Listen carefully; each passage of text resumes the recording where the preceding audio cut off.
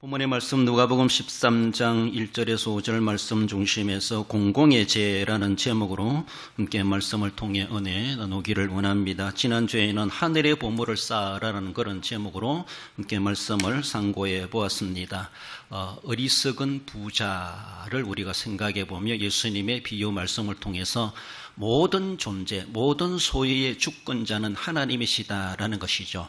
내 인생 내가 마음대로 할 수 없고 내 소유물, 내가 뭔가 소득하여 거두어들였다고 해서 오로지 내 것이다 이렇게만 주장할 수가 없습니다. 근본 하나님이 주셨고 하나님이 주인이십니다. 그럼 우리는 항상 내 인생이든 물질이든 소유물이든 항상 우리는 청지기 자세, 청지기 정신을 가지고 하나님이 맡겨주시기 때문에 내가 지금도 감사하게 누리고 있고 또 하나님이 그만두라 하면 언제든지 우리는 손털을 수 있어야 된다. 하나님께 되돌려 드려야 될 우리는 청지기에 불과하다 생각하시되 더 나아가서는 세상께서 뭔가 쌓으려고 하지 말고 하늘의 보물을 쌓는 자가 되어야 될 것을 그렇게 말씀하셨습니다. 그렇게 하늘에 쌓는 것은 자기를 위하여 쓰는 것이 아니라 물질적으로 대표적으로 예수님이 말씀하시는 것은 가난한 이웃들을 구제하는 것이 그 중에 하나의 대표적인 모습으로 하늘에 쌓는 행위다라고 그렇게 말씀을 하신 바가 있습니다. 뿐만 아니죠. 우리가 성경금하고 구제연금하고 주일연금하고 11조하고 감사헌금하고 더 나아가서 우리가 물질뿐만 아니라 우리의 손으로 우리의 몸으로 우리의 또 시간으로 하나님 앞에 헌신해가는 그 모든 것들은 하나님 그 나름대로 다 판단하시고 평가하시고 하늘의 상급으로 쌓여져 가고 있고 결국 하늘의 보물을 쌓는 그런 행위가 된다라는 것이죠. 나를 위해 살아간다라면은 그것은 땅에 쌓는 거나 다를 바가 없고 그러나 하나님을 위해서 이웃을 위해서 하나님 말씀을 따라서 그렇게 섬겨갈 때 헌신할 때 베풀어갈 때 그것이 하늘의 보물을 쌓는 진짜 하나님께 부여한 자가 된다라는 것이죠. 어리석은 부자가 되지 말고 하나님께 부여한 자가 되어서 천국 가서 정말로 하늘의 많은 상급을 되돌려받기 합당한 우리의 삶이 되어야 될 것을 함께 상고해 보았습니다. 오늘은 공공의 죄, 이 공공이란 말은 지금 공적이다, 공동의, 공용의, 공동사의 이렇게 말할 수가 있어요. 반대말은 사적이다, 사사롭다 이런 말이죠. 개인적이다 그런 말이죠. 그러나 개인적이지 아니하고 사적이지 아니하고 사사롭지 아니하고 이건 사회성이 있는 겁니다. 나만이 아니라 우리 모두이다. 이 공공입니다. 공공의 유익을 위한다 이렇게 말하죠. 또 공용장소 이렇게 말하죠.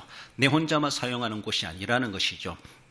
그래서 공공이란 말을 하게 되는데 공적이고 공동적이고 그래서 나만이 아니라 모두를 생각해야 되는 그런 모습에서 공공이다 그렇게 말합니다. 죄라고 하는 것도 우리가 어느 누구만은 정죄하기보다 그 죄에 대한 나는 책임이 없는가 아니라는 것이죠. 책임이 있다는 것이죠. 그것이 공공의 죄라는 겁니다. 그래서 우리 뒤에도 말씀드리지만 누구를 정죄하기보다 그 죄도 내게도 있다. 내게도 죄에 대한 책임이 있다. 그런 마음을 가지라라고 하는 것이 공공의 죄에서 그래서 말을 하게 됩니다. 오늘도 예수님께서 그렇게 말씀해 주시는 것, 공공의 죄라는 죄에 주시는 말씀 먼저는 죄에 대해서는 분명히 하나님이 심판하신다는 것을 말씀하십니다. 1절에 그때에 마침 두 사람이 와서 빌라도가 어떤 갈릴리 사람들의 피를 그들의 제물에 섞은 일로 예수께 아뢰니 성경에 나오지 않는 사건인데 아마 이런 사건이 있었는가 봅니다. 무슨 일인가 하면은 두 사람이 예수님께 와서 이 빌라도의 악행에 대해서 예수님께 아뢰면서 예수님의 의사를 듣고 싶어 했다라는 겁니다. 그 내용인즉슨 좀 설명하자면 이런 내용이라고 그러게 봅니다. 아마 이 빌라도는 로마 총독이 아닙니까? 로마 총독으로서 파견되어서 그 지역을 다스리는 총독입니다. 그런데 이스라엘 백성들은 우리나라 옛날에 일제강점기 억압당하였던 것처럼 그래서 반정부 그리고 독립운동 이렇게 가는 것처럼 아마 이스라엘 사회에도 그런 사람들 그 사람들을 일명 열심당원이다 이렇게도 말을 하고 예수님의 제자 중에서도 열심당이 있었다 그렇게 말하고 있는데 우리의 익숙한 말로 보면은 독립운동, 독립운동하는 사람, 독립군, 그 일에 종사하고 그 일에 열정을 가지고 있는 사람들이다라고 말할 수 있는데 아마 이런 반란의 조짐이 있어가지고 그 반란군이라고 할 수 있는 빌라도가 볼 땐 반란군이죠. 이스라엘 민족이 볼 땐 독립군이고 그렇습니다. 빌라도 입장에서 바라볼 때는 반란군이라는 것이죠. 그 사람들이 갈릴리 사람들인가 봅니다. 그런 사람들을 잡아와가지고 성전 앞에서 그들을 죽였다는 것이죠. 성전 앞이 어떤 곳입니까? 하나님께 희생의 제물을 잡는 양의 피가 흘려지는 그런 곳입니다. 어떻게 보면은 종교적으로 신성한 장소입니다. 그 장소에는 이스라엘인이라 할지라도 함부로 들어갈 수가 없는 곳이라고 할 수가 있어요. 어쩌면은 좀 더 엄격하게 말하면은 레위인이나 제사장 외에는 그 마당을 밟을 수가 없는 그런 터전이다라고 할 수 있는데 빌라도가 그가 볼 때 반군 세력들을 잡아와가지고 정말로 성전 앞에서 양을 잡는 성전 앞에서 그들을 처참하게 처형했다는 겁니다. 이 사건에 대해서 이스라엘 백성들이 빌라도를 향하여 분개하는 마음을 가지고 있습니다. 이 사건에 대해서 막 흥분한 가운데 예수님께 와가지고 이런 사건을 두고 주님은 무엇이라 생각하십니까? 어떻게 말씀하실 수 있습니까? 우리가 어떻게 이것을 받아들여야 됩니까? 이런 모습으로 예수님께 그렇게 물어왔다라는 겁니다. 여러분들 어쩌면은 붕괴한다 이런 마음이 있을 수가 있고 더 나아가서는 그들은 무슨 죄가 있길래 그렇게 처참하게 처형당했는가? 한편에서 우리나라 문화도로 생각해 볼 때에 우리는 지금 기독교인이지만 죄송해요. 우리 불교 입장에서 생각해 봅시다. 불교 입장에서 독립운동하는 사람들을 일제강점기 그 사람들이 잡아와가지고 속된 말로 그 절의 가장 중요한 장소가 대웅전 앞에서 그 사람들을 막 죽여가지고 피가 이리 튕기고 저리 튕기고 막 대웅전 앞에 피가 흥건하게 묻어 있다고 생각했을 때 불교인들이 뭐라고 생각하겠어요? 우리 유교적인 생각에서 볼 때 그 독립군들을 나라를 위해서 일하는 사람들을 독립운동하는 사람 잡아와가지고 유교 입장에서 바라볼 때는 문중 이런 제사 드리는 현장에 가가지고 제실에 가가지고 그 사람들을 처참하게 막 피가 흥건하게 흘리도록 죽여버렸다라고 생각했을 때 그 유성들은 얼마나 분통하겠습니까? 그리고 하필이면 여기 와서 사람을 죽이냐 이렇게 말할 수가 있고 그 종교를 무시하는 거나 다를 바가 없어요. 그 종교 부지라고 하는 것은 어쩌면은 그들 나름대로 신성시하는 장소라고 볼 수가 있습니다. 유대교로 바라볼 때 성전이 어떤 곳입니까? 함부로 들어갈 수 없는 곳이라고 서로가 조심하고 있고 하나님 율법에 따라서 그래 경계를 하기도 합니다. 그런데 이 빌라도가 유대인들이 그렇게 신성시하는 성전 앞에 와가지고 그리고 우리들이 볼 때는 우리의 독립군을 잡아가지고 거기서 처참하게 피 흘리는 처형을 했다는 것이죠. 그것을 가리고 희생의 피와 섞였다 그렇게 말하는 겁니다. 섞어 놓았다는 것이죠. 이런 모습 속에서 이스라엘 백성들이 상당히 빌라도의 악행에 대해서 쉬운 말로 저 골짜기에 가가지고 아무도 안 보는 곳에서 그들을 처형했다 할지라도 우리가 분개할 텐데 보란듯이 그리고 우리가 가장 신성시 여기는 그 장소에 와가지고 그 종교를 무시하고 민족을 무시하고 완전히 보란듯이 사람들 앞에서 그렇게 처형하는 그런 모습에 대해서 그들이 정말로 도저히 이해할 수가 없다. 그들의 문화권에 생각할 때에 빌라도의 그 악행에 대해서 도저히 받아들일 수 없는 것처럼 그 사건, 실제적인 사건이었던 것으로 봅니다. 그것을 가지고 예수님께 물어왔다라는 겁니다. 빌라도 입장에서 볼 때는 반군 세력입니다. 그들이 반군의 세력이 커가지고 빌라도 군대가 그들을 감당하지 못할 정도로 그 반군 세력이 커왔다면은 빌라도는 가이사 황제한테 문책을 당합니다. 파면당할 수가 있어요. 더 큰 군대가 보내올 수 있어요. 그래서 자기가 다스린 이 지역에 평안하길 바라고 그런 독립군들이 행세하지 않기를 바랬을 겁니다. 그래서 애시당초 싹을 잘라버리기 위해서 그렇지 않겠습니까? 뒤바꿔 생각해 보면은 그래서 그는 그 나름대로 자기의 임무를 수행하는 겁니다. 빌라도 입장에서 바라볼 때는 저들은 범죄자라는 것이죠. 반정부 세력들이고 정부를 뒤엎으려고 하는 반군 세력들을 응징해야 된다는 것이죠. 어떻게 보면 그건 한 사람의 로마 입장에서 바라볼 때 심판자로서의 입장으로서 자신의 일을 하는 거예요. 나라를 거역하는 자, 저항하는 자들에 대해서 심판할 수밖에 없다는 것이죠.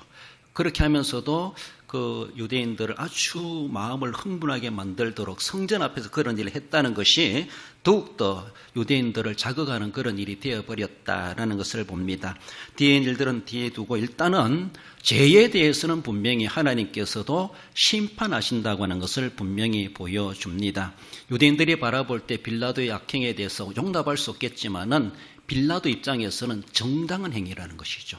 그렇게 아니할 수가 없다는 것이죠. 자기 직분이 그러하고 자기 할 일이 그러하고 죄에 대해서는 그들이 정하는 죄에 대해서는 분명하게 응징하는 것이 죄는 처벌받아야 된다. 죄는 심판받아야 된다. 이 대원칙을 가지고 우리는 일단 접근해 봅니다. 전체적인 모습에서 우리 사람들도 하나님 앞에 다 죄인일 수밖에 없고 하나님을 거역한 자나 다를 바가 없고 하나님 나라를 전복시키려고 하는 안티 세력들, 반기독교 세력들, 하나님을 대적하는 적그리스도나 다를 바가 없는 그들에 대해서 하나님이 그냥 두실 하나님이 결코 아니십니다.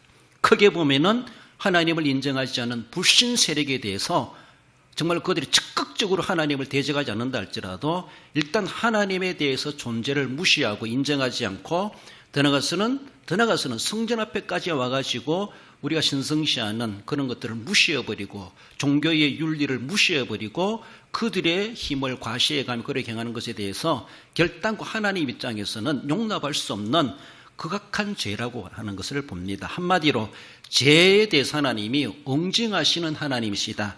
죄에 대해서는 심판하시는 하나님이시다라는 것입니다.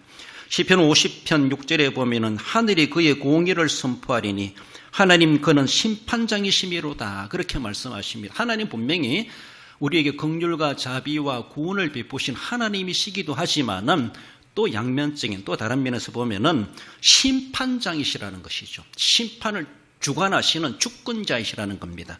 분명히 심판하시는 하나님의 그 모습을 우리는 분명히 알아야 됩니다. 하나님은 다 용서해 주시고 사랑으로 덮어주시고 다라는 것이 뭡니까? 하나님이 용납할 수 없는 죄가 있습니다. 결단코 용납할 수 없는 것, 응징 대상이 있다고 하는 것을 말씀하죠.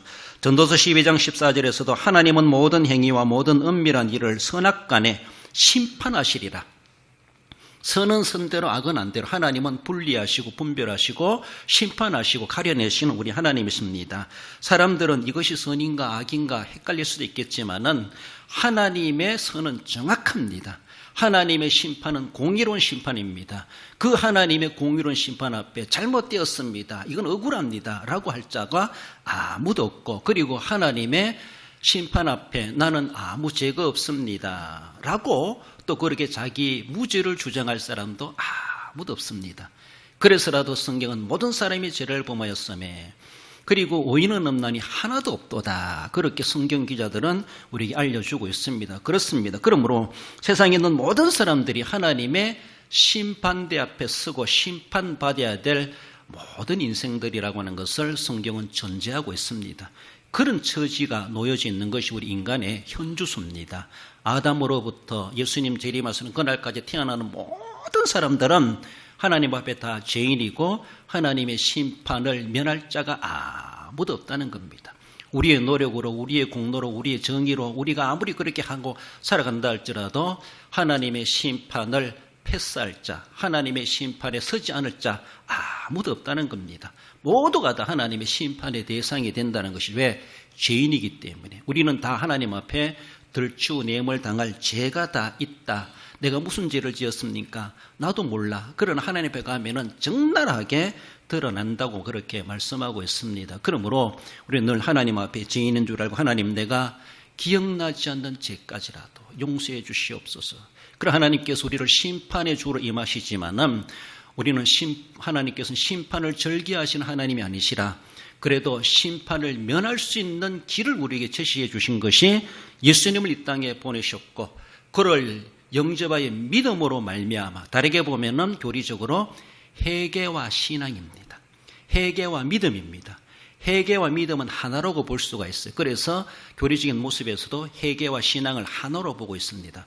회개할 수 있다는 것 자체가 믿음의 시작이라는 것이고, 믿음이 시작이 되면은 성령께서 우리로 하여금 회개하게 하신다는 겁니다. 그렇습니다. 그래서 하나님께서는 우리를 심판만 받게 하도록 그렇게 내버려 두지 아니하시고, 모두가 다 심판의 대상인 죄인임에 틀림이 없지만은 그 죄인들이 하나님의 심판의 응징을 당하지 않을 길을 제시해 주신 것이 독생자를 주셨으니, 예수님을 이 땅에 보내셔서 그가 이루신 모든 대속의 사건, 바로 나를 대속하시기 위해서 이루어 놓으신 것이다 라는 것을 인정하고 그를 우리 구세주로, 자신의 구세주로 영접하여 인정하여 믿는 사람, 그러므로 나는 주님으로 인해서 내 모든 죄가 탕감받았습니다. 내 모든 죄를 회개합니다. 나는 죄인입니다. 하나님 앞에 회개하며 나아가고, 그리고 그 예수님을 나의 구주, 나의 하나님으로 영접하여 인정하여 믿어 믿는다면은 하나님께서는 심판을 면하게 하시겠다. 이미 성경에서도 그렇게 약속해 주고 있습니다. 그래서 우리는 심판이 두렵지 않습니다. 예수님 안에서 우리는 다 의인입니다. 우리는 그저 의인이 아니라 단서가 있죠. 예수님 안에서 의인이라는 것이죠.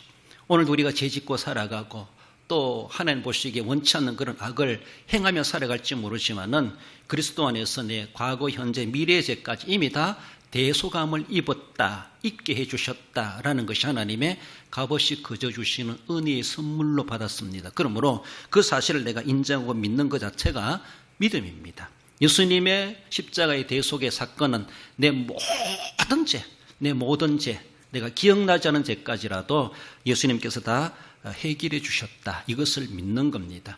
그 믿는 자에게 믿음대로 되게 해주시는 하나님의 은혜가 있다고 하는 것을 분명히 말씀하고, 그러나 전제되는 것은 하나님 분명히 죄에 대해서는 하나님 분명히 심판하시고야 마신다. 심판이 있다. 지금 당장 심판하지 않으신다 할지라도 마지막 최후의 심판이 남아져 있고, 그 심판을 어느 누구도 면할 자가 없고, 우리가 심판대 앞에 선다 할지라도 너는 그리스도 안에서 다 탕감을 받았느니라, 저리로 가거라. 거긴 도리어 우리가 시상대가 될 수가 있어요. 하늘의 보물을 쌓아온 그대로 하늘 앞에 심판대 앞에 서지만 도리어 상을 받는 자리가 될 수가 있다라는 것을 우리는 생각해 보며, 심판만 면하고 구원만 받으면 된다 생각하지 마시고 하늘의 보물을 쌓는 그런 삶을 부지런히 그렇게 섬겨갈 수 있어야 할 것입니다. 이러한 죄에 대해서는 분명히 하나님은 응징하신다라는 것을 말씀합니다.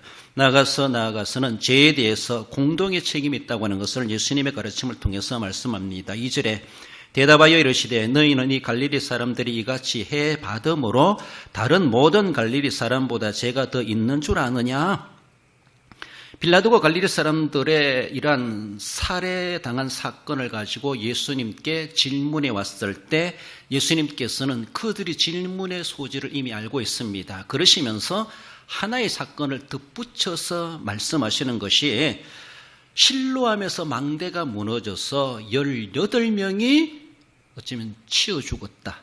그 건물이 무너지면 거기에서 이제 사고가 났겠죠. 거기서 그 사람들이 죽었다라는 것이죠. 그 두 사건을 예수님 하나로 묶어가지고, 그래서 이게 말씀을 가르치는 김에 그렇게 말씀을 하고 있습니다. 일단 갈릴리 사람들이 이렇게 성전 앞에서 처형당하는, 피 흘림을 당하는 이 사건에 대해서 아마 그들은 정말 열심당한이었을 것이고, 그들 나름대로는 빌라도나 로마를 저항해가는 어쩌면 나라를 독립하고자 하는 그런 사람들이 아니겠나. 국가로 보면 상당히 애국자들이죠. 독립운동가들이죠. 그렇죠?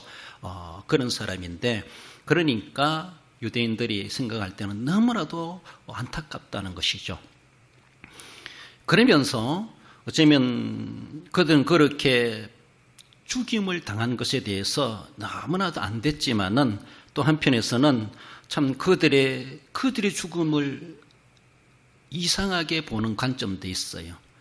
그들이 무슨 죄가 있어가지고 다르게 보면요, 여러 독립군들도 많을 텐데 세상 말로 재수 없어가지고 잡혔다는 것이죠.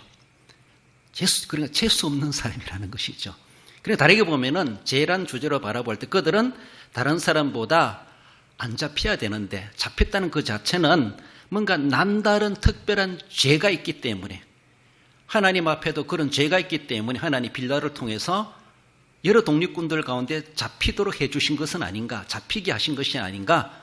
세상 사람들은 재수 없이 잡혔다 이렇게 말하는 거예요. 그 재수라는 그 자체가 뭔가 내가 남다른 또 다른 죄가 있기 때문에 하나님 그 죄값을 치르도록 하기 위해서 여러 독립운동하는 사람 중에서도 그렇게 잡혀버리게 만들었다는 것이죠.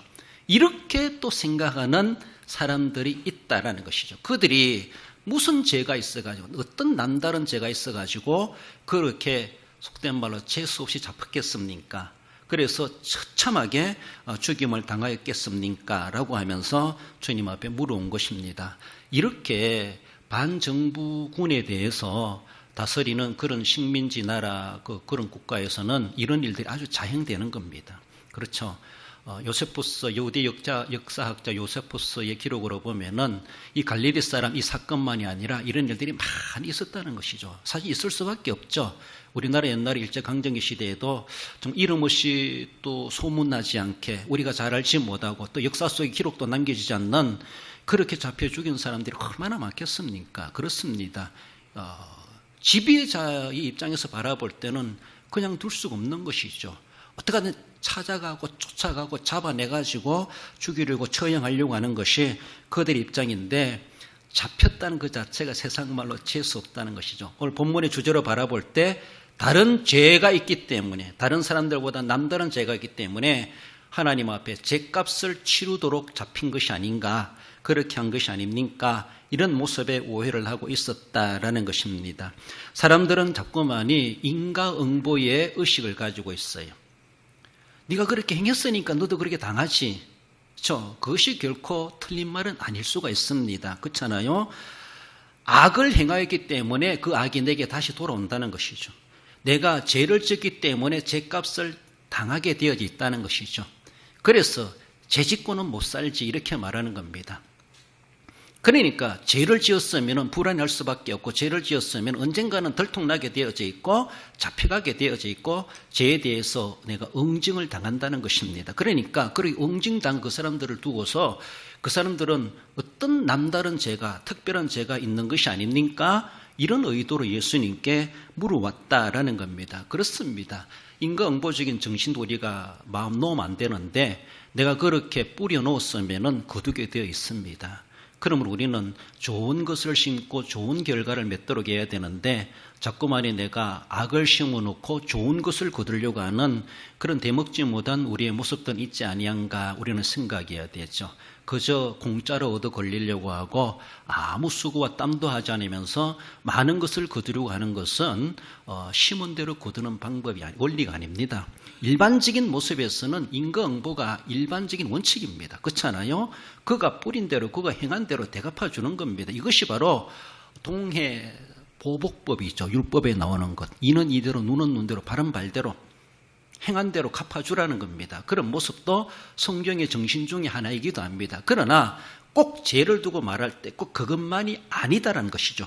그것만이다라고 해석하고 그렇게 성경을 보는 것 자체가 성경을 오해하는 것이고 하나님을 오해하는 것이고 오해가는 것입니다. 그렇습니다. 분명히 하나님은 죄에 대해서 응징하시는 것은 대원칙이 있습니다. 그러나 그렇다고 죄가 있다고 해서 하나님 무조건 다 응징하신다라기보다 거기에 대해서 하나님은 회개할 기회를 주시고 뉘우칠 기회를 주시고 더 나아가서는 내가 그런 일을 안 당했으니까 나는 저들보다 나는 죄가 없는 사람이고 또 의로운 사람이다. 또 이렇게 생각한다는 것이죠. 그 오해라는 것이 그것도 오해입니다. 나는 아직도 안 들키고 난 아직도 안 잡혔기 때문에 나는 그래도 잡힌 사람보다 재수가 더 좋은 사람이고 더 의로운 사람이고 그 사람들은 나보다 더 죄가 많기 때문에 잡혀버렸다. 이런 식으로 논리를 정리하고 그렇게 바라보고 자신은 더 의로운 것처럼 자신은 아무 잘못도 없는 것처럼 그렇게 여기는 것이를 예수님은 말씀하시는 겁니다. 4절에 보면 실로암에서 망대가 무너져 치여 죽은 18사람이 예루살렘에 거한 다른 모든 사람보다 죄가 더 있는 줄 아느냐? 갈릴리 사건과 예루살렘 사건 두 가지 사건을 주님은 동시에 엎어서 그렇게 말씀해 주십니다. 그래서 우리는 무엇인가 말을 참 조심해야 돼요. 어떤 사람은 그래요. 교회 나오다가 안 나오니까 그런 일 당하지. 진짜 그런가요? 사람들은 자꾸만 하나님이 그분 옛날에 교회 나온 사람이 교회 안 나오다가 저런 일 당했다. 하나님이 막 그렇게 벌 주신 것처럼 지금 진짜 그럴 수도 있을 수 있겠지만은 그걸 단정적으로 말할 수 없어요. 그 말을 함부로 할 수 있는 게 아니에요. 그런 말들은. 그리고 또 어떤 큰 사건을 당하고 재난을 입었을 때에 그 사람에 대해서 무슨 죄가 있어가지고 저런가? 나는 그 사람보다 그런 죄가 없기 때문에 그런 일을 안 당한 것처럼 우리의 말들을 아주 가볍게 할 수가 있어요. 가볍게 할 수가 있어요. 저도 주변에서 분들의 말씀을 들어보면은 우리 교인들의 말이 너무 그런 것이 있었다라는 것을 저도 들어보았어요. 그런 말 우리가 참 조심해야 돼요. 그거는 주님만이 하실 수 있는 말이라요. 사람이 그런 말 할 수 없어요. 그분이 우리가 안 당한 어떤 큰 사고를 당했든지 재난을 당했든지 사업이 망했든지 무슨 일이 있든지 간에 그에 대해서 섭리하신 하나님의 속뜻은 잘 몰라요.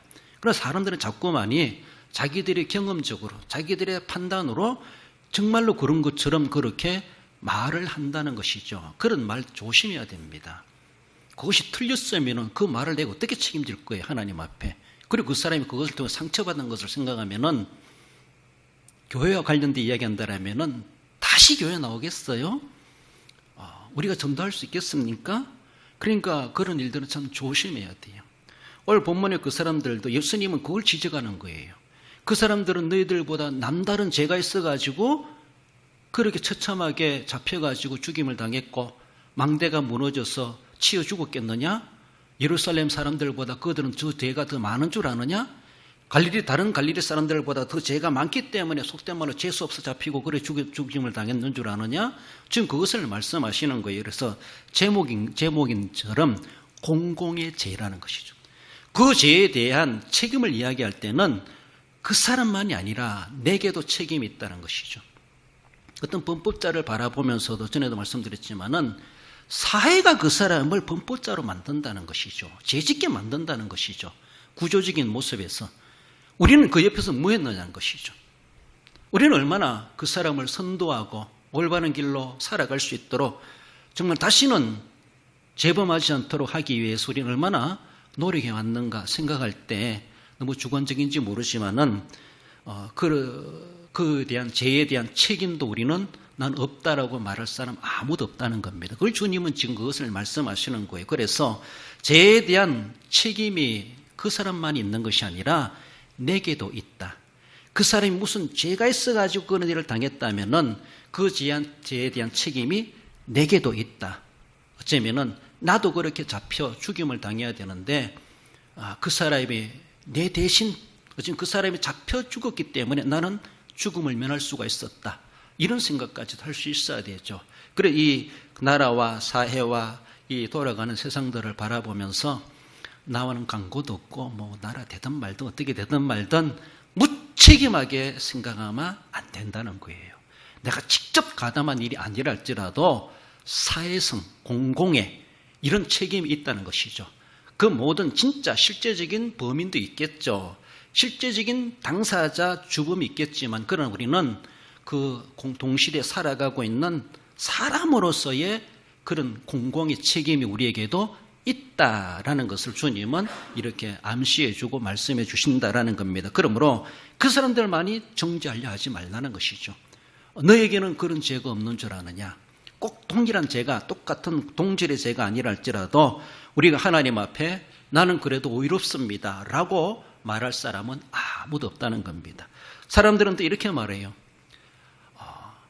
나도 나쁘지만 난 그 사람보단 안 나쁘다. 이런 말 쉽게 합니다. 그렇죠? 우리도 그렇게 할 수 있어요. 그래도 나쁜 짓을 해도 어느 정도지 이렇게 어느 정도지. 어느 정도는 나쁜 짓 해도 되는 거예요?